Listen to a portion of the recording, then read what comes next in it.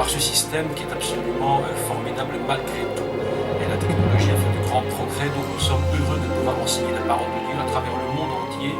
Et il est vrai que nos cours sont écoutés de par le monde entier. Je reçois des courriers d'Afrique, du Maroc même, ils sont écoutés, même dans des îles perdues du monde que je ne connaissais même pas d'ailleurs.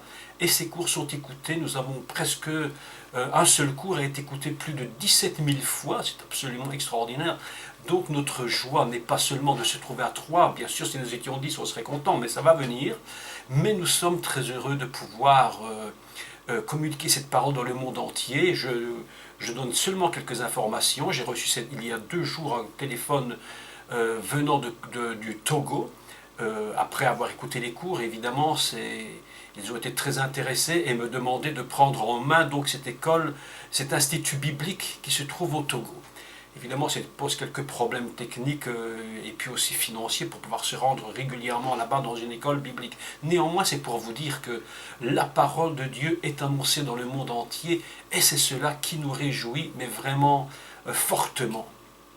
Ce matin, avant de commencer ce cours, je voudrais le redire parce que Lisiane n'était pas en direct lorsque j'ai parlé de cela, mais chaque cours, et nous le remettons devant le Seigneur, devant Dieu lui-même, le maître du monde, pour nos bien-aimés qui ont besoin d'entendre parler du Seigneur, qui ne le connaissent pas ou qui sont malades ou quel que soit donc leurs besoins. Nous remettons donc ce matin à nouveau devant le maître de l'univers, celui qui nous a donné le Messie, le Mashiach, Yeshua. Nous remettons évidemment, comme chaque semaine, la fille d'Eliane, pour qu'elle puisse venir à une véritable libération, totalement libérée, et une véritable disciple du Seigneur. Nous remettons Israël devant les mains du Seigneur, dans ces difficultés qu'ils sont en train de vivre. Et nous remettons également tous nos frères et sœurs dans le monde entier qui souffrent véritablement pour le nom de Jésus. Et les nouvelles que nous recevons, peut-être vous les recevez vous-même sur vos courriers mail au sujet des églises par le monde et les églises persécutées. Nous remettons donc toutes ces personnes dans les mains du Seigneur et ce cours leur est dédié. Que le Seigneur puisse prendre soin de tout cela et nous croyons qu'il le fait. Ce matin, je veux donc vous remercier à nouveau d'être avec moi en direct sur le cours de notre site La Voix de l'Excellence. Nous croyons qu'il y a une voix excellente et ce n'est sûrement pas évidemment ma voix à moi. Ma voix à moi n'est qu'une voix parmi des millions de voix dans le monde entier, une voix parmi des millions, et entre autres la vôtre propre qui m'écoutait et qui parlait du Seigneur. Donc ma voix n'est qu'une voix parmi des millions qui parle et qui veut dire au monde que Yeshua est vraiment le Mashiach, il est le Messie. Et c'est pourquoi nous implorons le Seigneur Dieu lui-même de révéler à son peuple d'Israël, à tous ses serviteurs, les rabbins, de par le monde entier, que Yeshua est vraiment le Messie. Mais sa promesse a été donnée, et nous le savons, ces choses s'accompliront en leur temps, et je crois, et je suis persuadé que vous-même, vous le savez, que les temps sont très très avancés, et que je crois que bientôt il va se produire quelque chose de spécial. Le monde est en effervescence, Jésus, le Mashiach, Yeshua est de retour. Vous savez, on croit parfois que ça me fait rappeler cette petite histoire très drôle. Je ne sais pas si vous êtes des amateurs de Tintin et Milou, mais il y a un livre Tintin très intéressant. Au début de l'histoire, on raconte qu'ils s'attendent à retrouver un ami qu'ils n'ont plus vu depuis des années, et puis ça paraît totalement impossible. Et tout à coup, à la fin de la première page de cette bande dessinée, qui voit-il au coin de la rue? Eh bien, leur ami, le général Alcazar, qui arrive comme par hasard. Et je crois que le Messie, nous l'attendons, et nous ne savons pas quand il va arriver, mais il vient. Et subitement, il vient. Et nous nous attendons, il vient, il est à la porte. On parle de l'appel de minuit, il y a un journal qui s'appelle l'appel de minuit, mais mes amis, je ne sais même pas si c'est si nous ne sommes pas quelques secondes avant minuit. C'est pourquoi le cours d'aujourd'hui, c'est la suite donc de ce que j'avais dit la fois précédente. Lorsque le divin rentre dans le non, il se produit un miracle. Lisiane me dit qu'on n'entend pas très très bien. Est-ce que les autres, Simon et Eliane, entendent bien? Sinon, c'est peut-être seulement une question d'augmenter son micro. Hein, si vous m'entendez bien, vous me dites oui. Comme ça, on peut continuer sans problème. Sinon, je vais essayer d'augmenter moi-même mon micro. Alors, si vous m'entendez bien, faites-moi juste un petit signe. Et puis, vous me dites tout va très bien. Et puis... Simon m'a écrit un petit mot, mais je ne comprends pas trop ce qu'il a écrit, idée. Est-ce que vous m'entendez très bien ou pas? Faites-moi juste un mot. Oui. Attendez, je prends. Allô, oui. Comment tu dis? Mais si. Donc, Simon me dit non. Je vais essayer d'augmenter mon micro, peut-être... Est-ce que vous m'entendez mieux maintenant? Est-ce que c'est meilleur? Est-ce que vous pouvez m'entendre maintenant? Oui, c'est meilleur? D'accord. Bon, j'espère que Lisiane peut m'entendre. Voilà, d'accord. Alors c'est meilleur, c'est parfois des petits problèmes informatiques. Donc, je recommence maintenant, je continue pour dire tout simplement, donc, lorsque le non rentre dans le divin, il y a vraiment un miracle qui se produit. Et la semaine passée, nous avons expliqué que lorsque la lettre divine est rentrée dans le nom d'Abraham, lorsqu'elle est rentrée dans son nom, quelque chose a véritablement changé. Je vais redonner quelques notions que j'avais données et nous allons continuer notre cours aujourd'hui avec le nom de Sarai qui va se changer en Sarah. Je vous avais dit que Abraham, bien qu'il soit connecté au maître de l'univers, bien qu'il soit connecté à Hachem, à Dieu lui-même, Dieu voulait rajouter dans son nom une part de sa nature pour que Sarah, pour que Abraham puisse véritablement devenir un homme qu'il passe dans une autre dimension. C'est très important de comprendre qu'il y a des dimensions que nous devons atteindre et que pour atteindre ces dimensions, il est impossible que par l'homme lui-même, que la nature humaine puisse produire cette dimension. Cette dimension ne peut se produire que lorsque la nature divine va s'ajouter. Et quand je dis s'ajouter, je devrais dire véritablement ne faire plus qu'un avec l'homme pour que cette dimension soit atteinte. Et d'ailleurs, l'apôtre Paul lui-même va dire à un moment donné, il dit que notre esprit et son esprit, en parlant de l'esprit de Dieu, sont un seul et même esprit. Son esprit et notre esprit sont devenus un seul esprit. Voilà une déclaration tout à fait extraordinaire, puisque si son esprit et mon esprit sont devenus un, c'est très difficile évidemment de pouvoir faire la part des choses. Qui est lui, qui est moi? Mais en fait, Dieu prend un risque, si j'ose le dire, absolument extraordinaire, de s'unir dans son esprit avec notre esprit pour ne faire qu'une seule et même entité. Et voilà ce que Dieu fait avec Abraham. Il va prendre une lettre de son nom, mais quand je parle d'une lettre de son nom, nous devons comprendre absolument que ce sont des codes. Et évidemment, vous le savez comme moi, je le redis pour la xème fois et la milliardième fois, nous savons tous très bien que Dieu n'est ni un code, ni un chiffre, ni une lettre, ni quoi que ce soit. Dieu est Dieu. Mais lorsque nous parlons des lettres du nom divin, lorsque nous parlons des chiffres, lorsque nous parlons des valeurs de la Torah, nous en parlons simplement parce que Dieu nous donne des moyens de comprendre ce qu'il fait avec l'homme pour pouvoir le transformer et l'amener là où il veut l'amener. Vous vous souvenez que j'avais dit dans le premier cours de la paracha de l'Erlecha, donc va pour toi, que ce voyage de Abraham est un voyage vraiment, un voyage initiatique. Il va devoir avancer pour lui-même, vers lui-même pour se comprendre, savoir qui il est. C'est absolument fantastique de savoir qui il est. Et notre propre vie, d'ailleurs, si nous ne connaissons pas qui nous sommes, nous ne risquons pas d'aller très loin.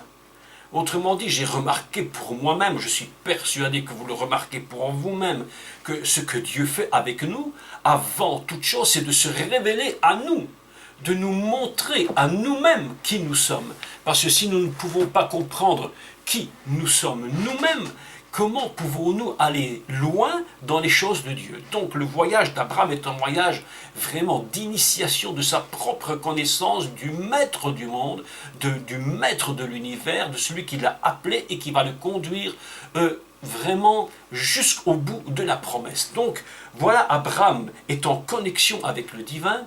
Abraham a déjà vécu des expériences absolument fantastiques. Abraham est un homme qui connaît Dieu, il l'a entendu, qui est Dieu, il sait quel est véritablement l'appel du divin, il lui a déjà donné des promesses, mais il lui manque encore quelque chose, et ce quelque chose, c'est ce que Dieu va rajouter à son nom.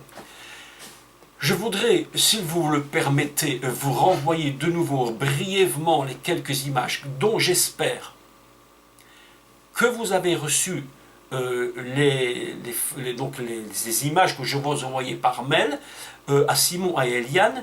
Je le ferai pour Lisiane si elle les désire également, mais je vais les renvoyer maintenant et nous allons redire quelques mots et nous allons enchaîner. Alors, je voudrais vous renvoyer donc la première image et vous allez la voir. Si je ne me trompe pas, la voici, je vous l'envoie. Quand vous l'avez reçue, en principe, elle doit être là. Voilà, elle est là. Si vous la voyez, vous me faites juste un petit OK. Comme ça, je sais que tout est parfait. On en est toujours au même point avec l'informatique. Hein. On a besoin de s'assurer. Donc, en fait, voilà, ici, ce que je vous avais dit la fois précédente. Il y a le mot de Abraham que vous voyez ici en français et Abraham ici. Et vous voyez que dans Abraham, au-dessus vous avez le mot éternel. Vous avez remarqué que sa valeur est donc de 10. Ce mot vaut 28 ou 10. Et vous avez en dessous Abraham. Et vous remarquez brièvement, je le répète brièvement, qu'en dessous vous avez Adam. Et que Adam, eh bien, c'est la première lettre de Abraham et la dernière lettre de Abraham. Et qu'au cœur de Abraham, il y a cette ouverture de ces deux lettres, le Bet et le Resh, qui forment donc la valeur de 202, autrement dit 4, c'est-à-dire une ouverture du mot Adam. C'est comme si Adam avait commencé subitement de s'ouvrir comme le germe de Adam, comme si Adam était un germe qui est en train de s'éclater dans le cœur, et il va former un mot qui va s'appeler Abraham. Abraham est donc un commencement. Donc il y a la première lettre de Adam et la dernière lettre de Adam sont la première et la dernière lettre d'Abraham, comme je vous l'avais expliqué. Je vous envoie une seconde image, simplement pour résumer ce qui a été dit tout simplement. Je ne peux pas redire tout ce que j'avais dit déjà la fois précédente. Vous voyez que la lettre du nom divin est descendue dans le mot de Abraham et a formé Abraham. Abraham, évidemment, va littéralement changer et il va devenir père d'une grande nation. Au lieu d'être prince élevé, il va littéralement changer son nom et par la lettre divine, il va lui donner la capacité de maintenant passer dans une autre dimension, véritablement un réceptacle du divin. Vous savez que chacun d'entre nous sommes des réceptacles. La nature d'Abraham est une nature littéralement prophétique. Et le niveau de prophétie d'Abraham est tellement élevé que même s'il ne dit rien, sa propre expérience devient véritablement prophétique.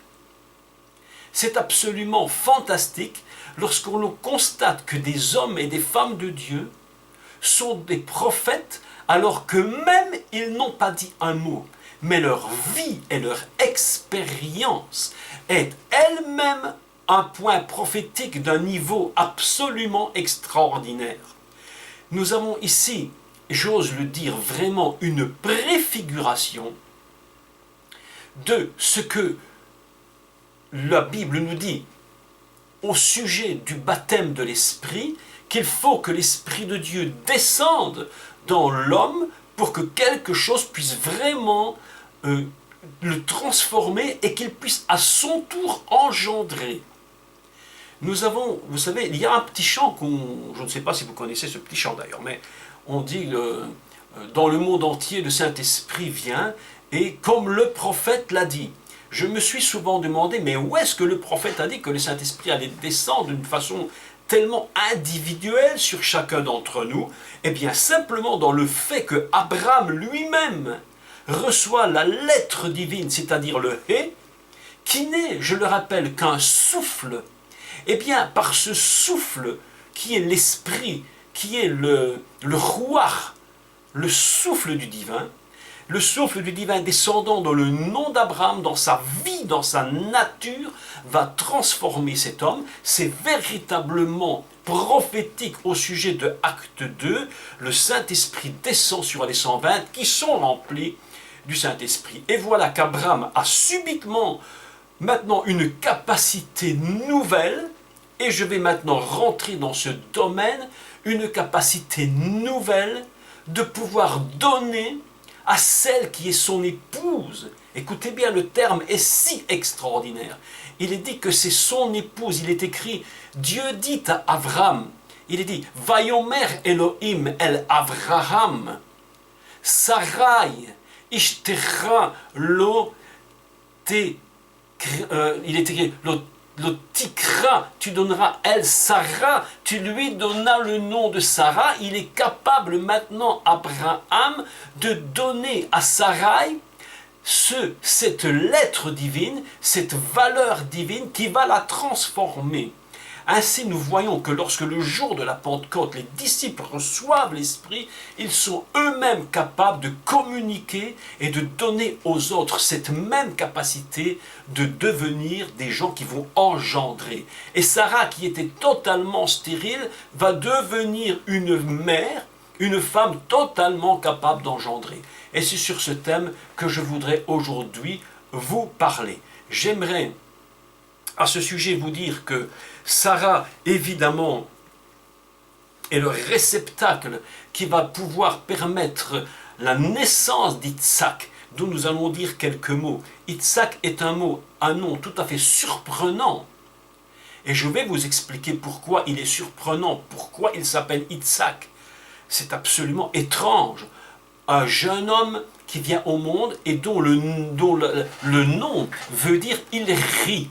C'est surprenant. Avouez quand même que si vous aviez un enfant, je ne sais pas si vous l'appelleriez « il rit ». Mais Itzhak veut littéralement dire « il rit ». Donc je vais vous envoyer maintenant le document suivant. Le document numéro 3.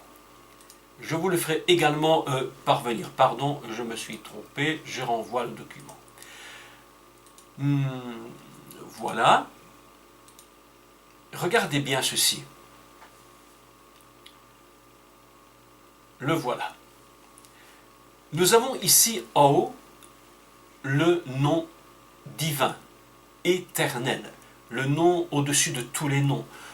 Quand l'on parle du nom divin, nous devons toujours nous rappeler qu'il s'agit de celui qui est au-dessus de tout ce qu'on peut imaginer.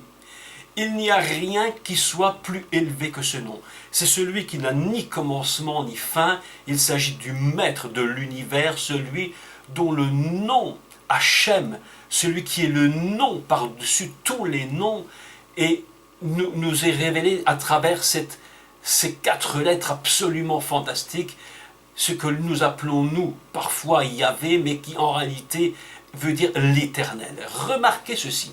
Vous avez en deuxième niveau, et je vous le montre, vous avez ici écrit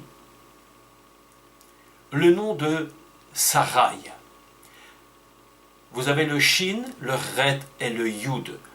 Lorsque l'on fait la valeur totale, de la valeur numérique de Sarai, nous trouvons 510.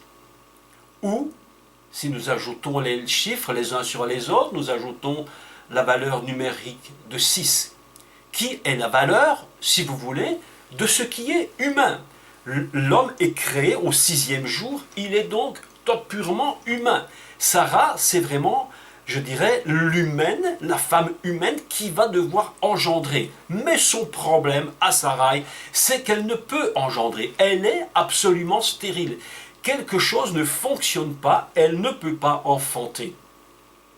Et Dieu va dire à Abraham, puisque son nom est déjà changé, et nous allons le lire ensemble, et nous allons comprendre quelque chose d'absolument formidable.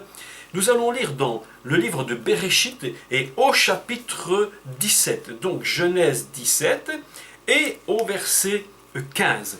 J'aimerais que là nous puissions vraiment comprendre un grand secret, un grand mystère. Bereshit 17 et au verset 15.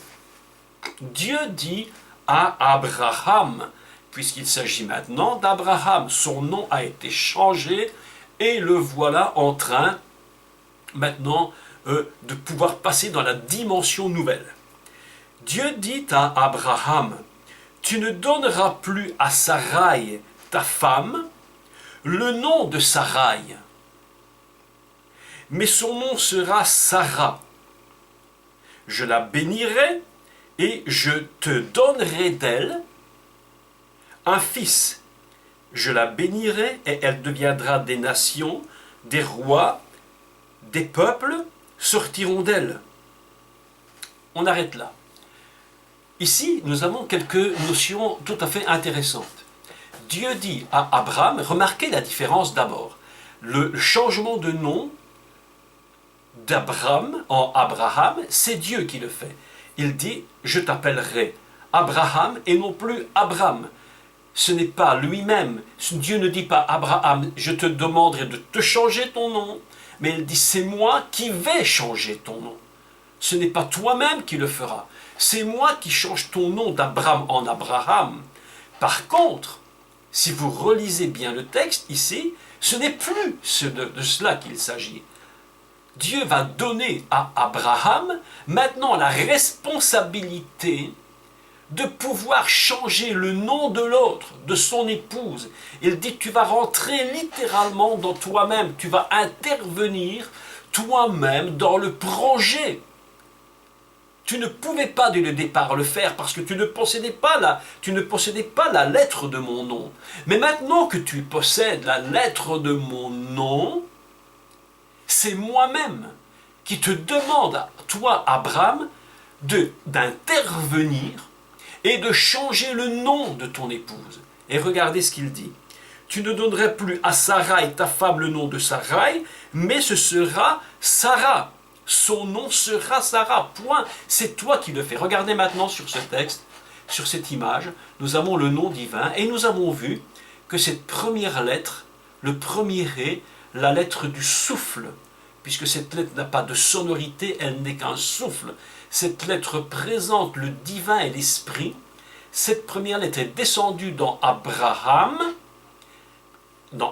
qui est devenu Abraham, et maintenant, le mot Sarai que vous voyez ici dessous possède un yud à la fin. Et ce yud va disparaître, il va être enlevé et il va être remplacé par le second He divin, et il va descendre et il va remplacer le yud, et au lieu de lire Sarai, la lettre valeur 6, qui vaut 6, le mot, eh bien nous lisons un nouveau mot qui est Sarah. Et Sarah, regardez comme c'est intéressant, la valeur de Sarah, eh bien c'est 10. Le yud qui avait disparu maintenant est remplacé par le he, et la valeur est 10. Et remarquez ce qui est intéressant dans ce mot, dans ce nom, c'est que le he se trouve non pas à l'intérieur du nom, mais il se trouve à la fin du nom. Comme si Dieu voulait nous montrer, eh bien par Sarah, c'est moi qui vais faire le projet final. La finalité, c'est elle qui va la faire. Toi, Abraham, en changeant le nom, eh bien la finalité de son nom, le Ré, va porter en lui la capacité de pouvoir maintenant engendrer un fils. Vous savez que lorsque nous communiquons aux autres, soit par la position des mains, soit par la parole que nous leur donnons, ou par les moyens que Dieu nous donne, la présence de l'Esprit dans quelqu'un d'autre, nous permettons à cette personne d'accomplir elle-même le plan divin. Il ne s'agit pas seulement que nous fassions le plan de Dieu. Il faut que nous ayons la capacité de communiquer à l'autre lui-même la force de rentrer et d'accomplir la finalité du plan divin. Et ainsi, c'est ce que Jésus a dit, c'est ce que Yeshua a dit. Il dit que nous allons pour faire des disciples. Nous sommes une conclusion, si vous voulez, comme une sorte de conclusion au plan et au projet de Dieu par l'esprit que nous allons communiquer par la position des mains. Je suis surpris de voir comment les apôtres ont communiqué l'onction, comment Paul a communiqué l'onction par la position des mains. Et la Bible dit, il imposa les mains et ils furent tous remplis de l'esprit. Et lorsque Pierre se trouve avec les non-juifs, il dit, l'Esprit descendit sur eux, et eux-mêmes deviennent, eux-mêmes, des instruments qui vont agir comme une finalité.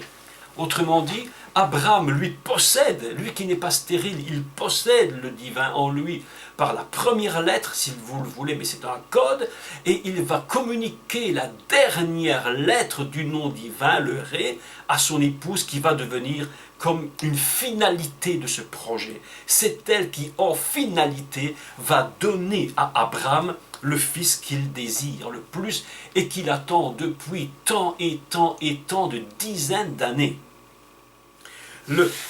Ce principe de la communication de l'esprit est une préfiguration absolument formidable du baptême de l'esprit. De ce baptême dont il est dit, il vous donnera son esprit.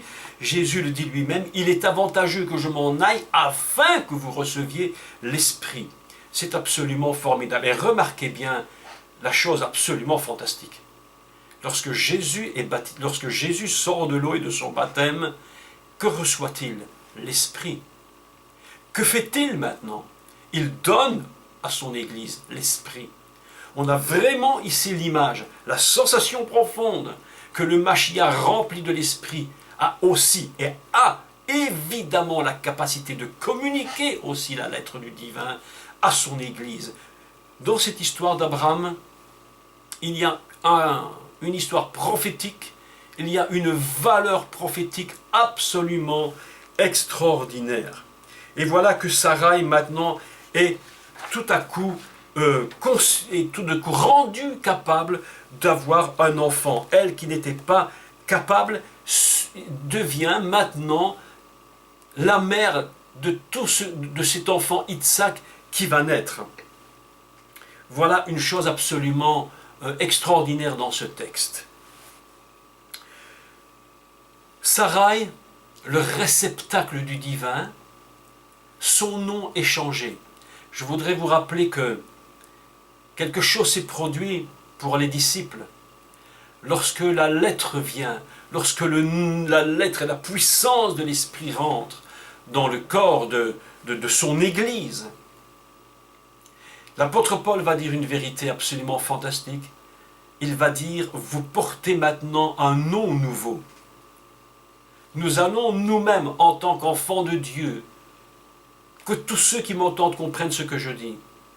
Aujourd'hui, que vous vous appeliez Simon, Eliane, Lisiane, Jacques, Paul, Jean ou qui vous voulez, aujourd'hui, devant Dieu, pour Dieu, vous avez un nom qui a été changé parce que l'onction est descendue, parce que la présence est descendue en vous parce que le souffle du divin vous a rempli. Pour Dieu, vous avez changé de nom. Et l'apôtre Paul va dire une révélation absolument fantastique. Il va dire, vous portez aujourd'hui le beau nom de Yeshua. Autrement dit, lorsque Dieu regarde Simon, lorsque Dieu regarde Paul, Jacques, Jean ou qui vous voulez, et qu'il regarde cet homme, cette femme, qu'est-ce qu'il regarde? Qu'est-ce qu'il entend à son oreille divine? Il entend le beau nom de Jésus.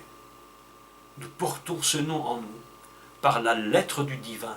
Voilà ce que Dieu est en train de nous expliquer à travers l'histoire d'Abraham et de Sarai.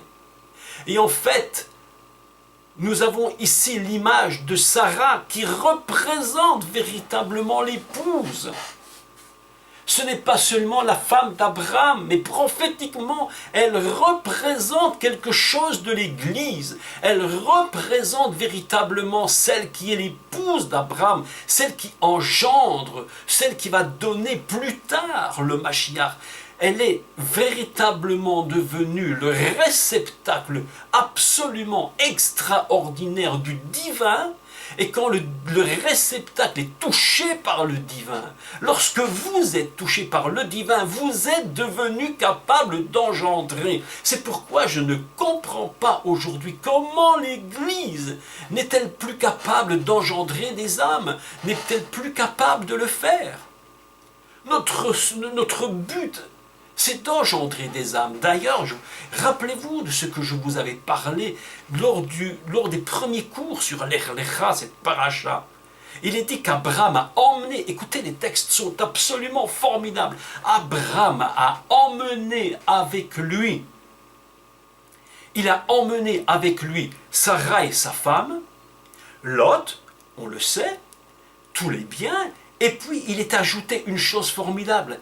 Il a emmené avec lui, il a emporté avec lui l'âme qu'il avait faite. Mais qu'est-ce que cela veut dire? Abraham est-il un faiseur d'âme? Eh bien oui, la Torah nous dit Abraham a emporté l'âme qu'ils avaient faite. Mais rappelez-vous ce texte maintenant. Pour comprendre cette parole d'Abraham, la fonction d'Abraham, qui est capable d'engendrer, déjà dans sa nature, il est capable, lui, d'engendrer. Il a déjà la force de l'engendrement, et lui manquait seulement la lettre du divin. Rappelez-vous cette parole qui est écrite dans le livre des Actes. Ils n'étaient tous qu'un cœur et qu'une âme. Ils étaient ensemble, une seule âme. Mes amis, comprenez ce que je dis. Il n'était qu'un cœur et qu'une âme. Lorsque nous faisons des âmes, nous emmenons dans son entièreté une âme que nous avons faite. Lorsque nous gagnons pour Dieu des âmes, que nous amenons à la connaissance de Dieu, nous formons une âme. Et toutes ces âmes différentes ne forment qu'une seule et même âme. Il n'était qu'un cœur et qu'une âme. Voilà qui était Abraham, un faiseur d'âme. Et maintenant, ce qu'il nous faut, c'est pouvoir nous donner aux autres aussi la capacité de devenir des gagneurs d'âme, des formeurs d'âme, pour les emmener lorsque le Seigneur viendra avec nous et avec lui dans le ciel, lorsqu'il reviendra nous prendre. Abraham est un faiseur d'âme. Et lorsqu'il a fait les âmes, il les emmène avec lui dans la terre du pays promis. Est-ce que tout cela n'est pas prophétique? Est-ce que toute la vie d'Abraham, de Sarai, est-ce que tous ces personnages ne sont pas véritablement des prophètes dans leur vie? Abraham est sorti véritablement du monde. Il l'a sorti d'Our en Chaldée. Là où il avait construit véritablement quelque chose, et il avait sorti ses âmes. Voilà, Sarah, aujourd'hui, reçoit la lettre du divin. Et Abraham participe à cela. Et j'entends un peu Abraham qui dirait à Sarah, écoute Sarah, voilà, le maître de l'univers, l'Éternel Dieu m'a parlé. Et comme tu le sais, Sarah, il m'a changé.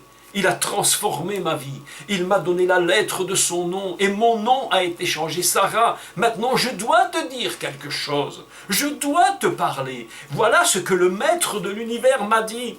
Il m'a dit, tu n'appelleras plus ta femme Sarai, mais tu vas l'appeler Sarah. Elle deviendra ainsi le réceptacle vivant capable d'engendrer l'enfant que nous attendons. Oh mes amis, et voilà Sarah qui subitement se voit transformée. Elle qui croyait que c'était impossible. Elle qui ne voyait pas, j'allais dire, d'issue à sa situation. Lorsque je pense qu'aujourd'hui les mères, les femmes, les mères, souvent ne veulent même plus d'enfants. Alors qu'à cette époque, une femme qui n'avait pas d'enfant, c'était un drame pour elle. Vous imaginez la souffrance de Sarai lorsqu'elle ne pouvait pas engendrer. Mais voilà subitement que Abraham lui dit, voilà ce que m'a dit le maître de l'univers, il faut que je change ton nom. Et il va prendre la lettre du divin, il va la descendre littéralement, il va la descendre littéralement, et son nom va changer, elle va devenir 10 dans sa totalité. Ce ne sera plus 10 seulement à la fin, ici, mais la totalité de son nom devient 10. Comme pour dire, voilà, je suis le Dieu des miracles, je suis ce Dieu 10. Et maintenant, Sarah, et toi-même, tu as cette force maintenant. Je t'ai rendu capable d'engendrer le Fils. Je t'ai donné la capacité d'engendrer le Fils qui lui-même engendrera le Mashiach dans l'avenir. Mes amis, il y a une force dans ce texte et dans ce changement de nom absolument extraordinaire de prophétie. C'est une puissance prophétique absolument impressionnante. Voilà que Sarah devient par la lettre du divin la mère de tout ce qui va engendrer plus tard celui que le monde attend, le Mashiach. Prophétique, totalement prophétique. C'est absolument fantastique. Mes amis, lorsque l'on voit comment Dieu agit, comment pourrions-nous douter un seul instant de sa puissance? Et voilà que Sarai et Abraham ensemble, regardez ceci, Abraham, Sarai, unis par la lettre Vav qui veut dire et, eh bien Sarai et Abraham ensemble forment ici-bas sur cette terre l'unité totale qui représente et qui va engendrer la totalité de ce nom divin et qui va devenir pour le monde entier le Mashiach. Voilà quelque chose d'absolument fantastique. Je ne sais pas ce que votre cœur ressent lorsque nous lisons de tels textes, mais il y a quelque chose d'absolument fantastique. Abraham va devoir maintenant changer littéralement sa pensée. Il va devoir littéralement changer sa façon de réagir, sa façon de voir l'avenir. Et la Bible nous dit, il dit voilà, Abraham tomba sur sa face et il rit. Voilà, je voudrais vous dire quelques mots sur cela, sur il rit. Comment dit-on en hébreu il rit?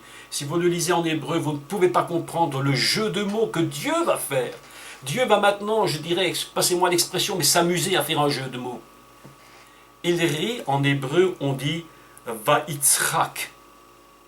Va'itzrak. Abraham, Va'itzrak Abraham. Il a ri Abraham. Et Dieu lui dit, tu ris Abraham. Va'itzrak.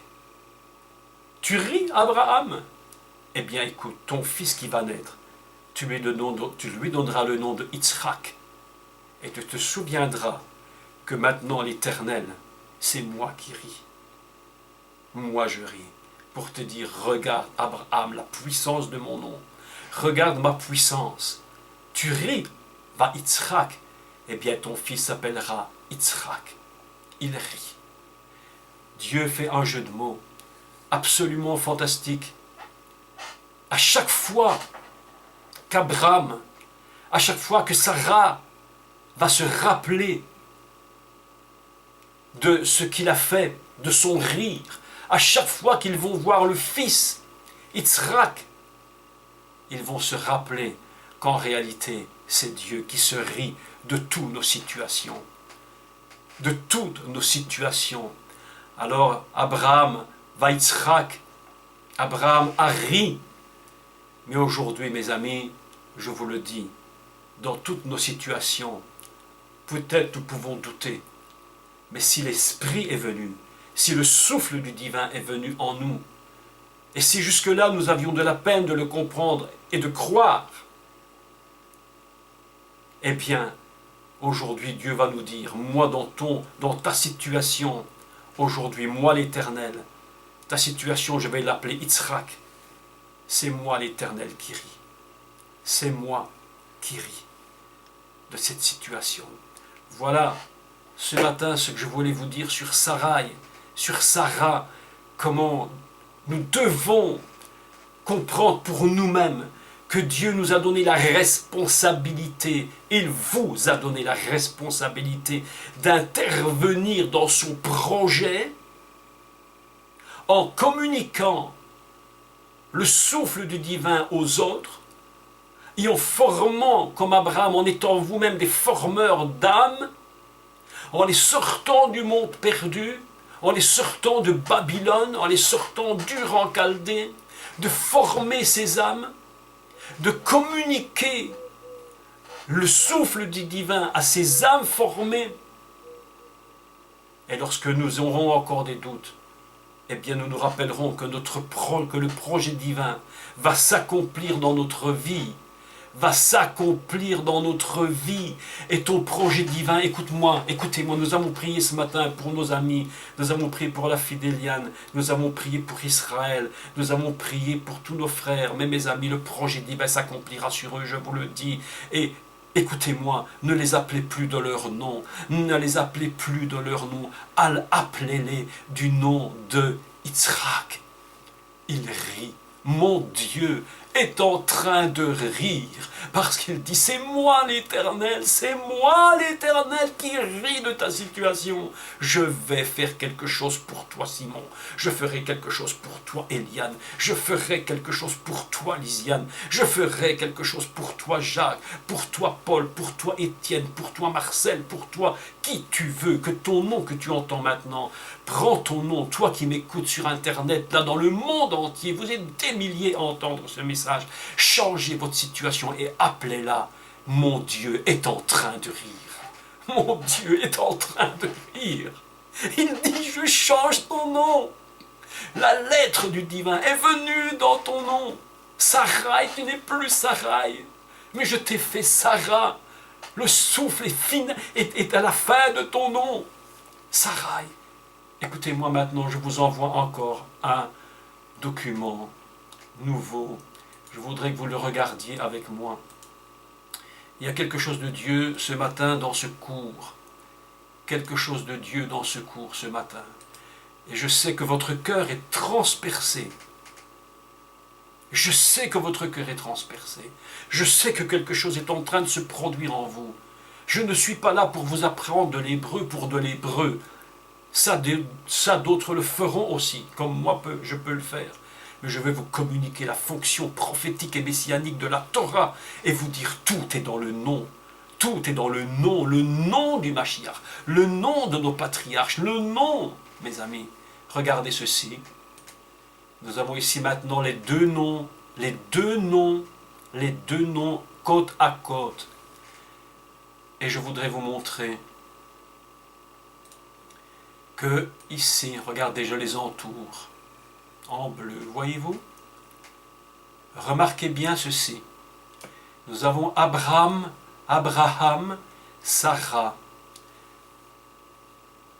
Nous avons dans les deux noms deux lettres communes, ici. Le Resh et le He. La première lettre du divin, la seconde lettre du divin. Donc la première et la seconde.